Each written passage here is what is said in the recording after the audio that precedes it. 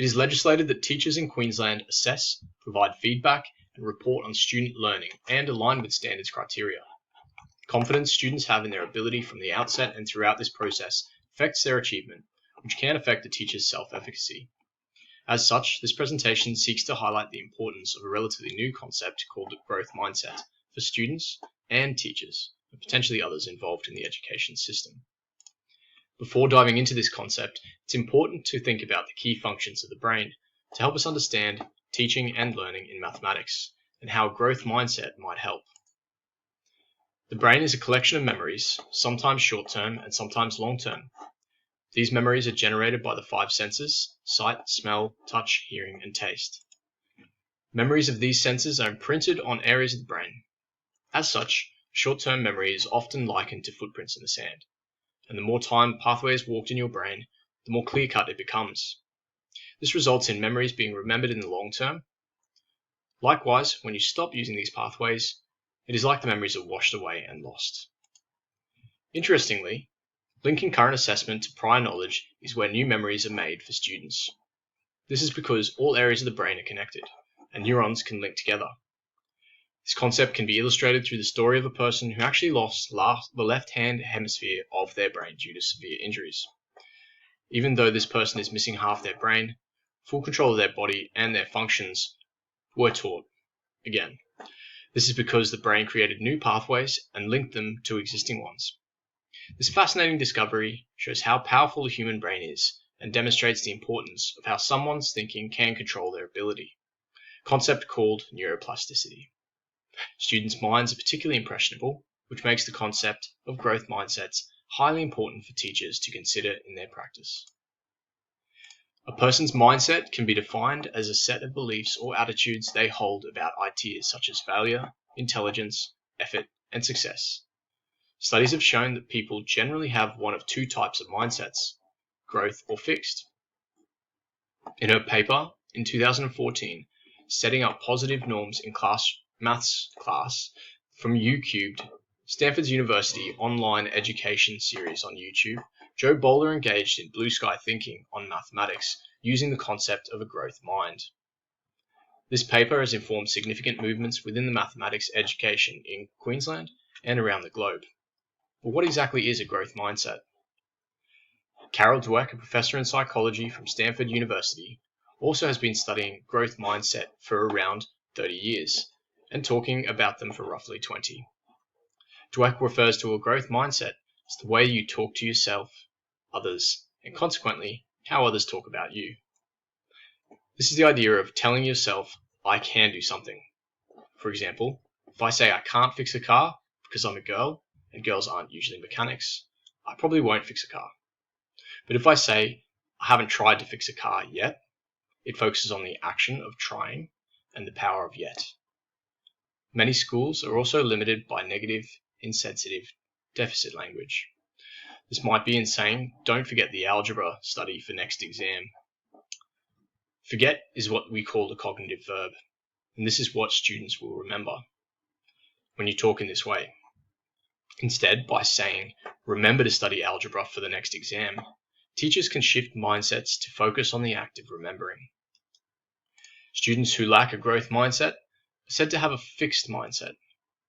Fixed mindset is one where ability levels are predetermined by the individual, and therefore are less likely to change.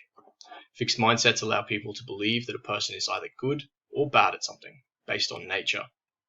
For example, a student may say that intelligence, skill, or talent is something that you were born with, and that no effort was involved. Teachers play a huge role in the development of fixed mindsets. Increased focus on classroom performance resulted in increased development of fixed mindsets. This could be by saying something like, you need to know this by the end of the year. This orientates students towards performance and away from learning. It should be noted that historically, students were told that they were either good at maths or good at English, and are rarely able to be good at both. Further to this, girls are often thought to be better at English, while boys are seen to be better at maths. As there is conclusive evidence that fixed mindsets like these are associated with lower achievements, it seems that any practice or message teachers give would contribute to fixed mindset thinking among students should be addressed. Assessment plays a vital role in the messages provided to students about their ability, and many classrooms need to realign their assessment approach to promote growth instead of fixed mindsets among students. There are various ways that a growth mindset can be instilled in students. It can begin by modeling of positive language, like, "I haven't solved this yet," or "I'm going to try and solve this," by the teacher to strengthen resilience. This explicit modeling not only relaxes students through socialization, a necessity according to Maslow, but also demonstrates a healthy self-regulation. This regulation allows for the management of problems when they arrive, encouraging calmer and therefore better brain development. This engages higher order thinking at the highest level of Mazzano and Kendall's new taxonomy, the belief that students can improve their understanding of specific knowledge. By celebrating the mindset of growth with classes early and heavily in secondary schooling, known to be more performance orientated than primary, great progress can be made around student confidence and capability, especially in mathematics. Research has shown that students who are exposed to these school-based interventions tend to show stronger beliefs about the brain's capacity to change and are less likely to attribute failure to a lack of talent than students who are assigned to control groups. Therefore, by teaching students more about the brain's capacity to learn through reading, class discussions, and other activities, this potential can be maximized. Furthermore, encouraging students to explain the growth mindset to peers, instilling a growth mindset amongst parents and teachers, offering a single online session about the growth mindset, and playing with a social robot that displays growth mindset beliefs can improve learning. Shifting teacher focus away from assessment, judging, and grading systems against common criteria is another way to promote growth mindsets. This could be achieved by using Mazzano's proficiency scales in day-to-day learning. By focusing on chunk content and learning goals and setting personalized focused learning targets, not only are expectations outlined from the outset, but students can also be celebrated based on improvements in progress, rather than achievements of set standards. This also lends well to formative assessment and feedback to the teacher, where progress is checked in on each lesson in a way that won't contribute to a student's final grade, so allowing the student to be more vulnerable about their understanding. The common process of streaming classes to student ability provides a way to limit outliers in a cohort of students. By reducing the variance in the likely grade achievements, students are more likely to progress at a similar rate. However, critics of streaming, including masters, identify that students might end up missing the challenge factor in schools, a fair point when considering education. If targets aren't challenging enough, students aren't likely to operate above their zone of proximal development.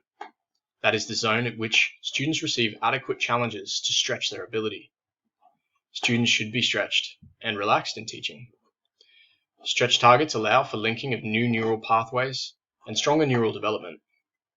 As such, teaching and assessment should be challenging. This is why a growth mindset is even more important. Finally, effort has been strongly correlated with success in multiple meta-analyses. As such, by focusing on effort rather than grade alone, students can focus on criteria where they are more likely to succeed. This could mean providing students with a mark for effort as well as their grade, along with relevant feedback that justifies the judgments. The newness of these studies should stress the importance of caution.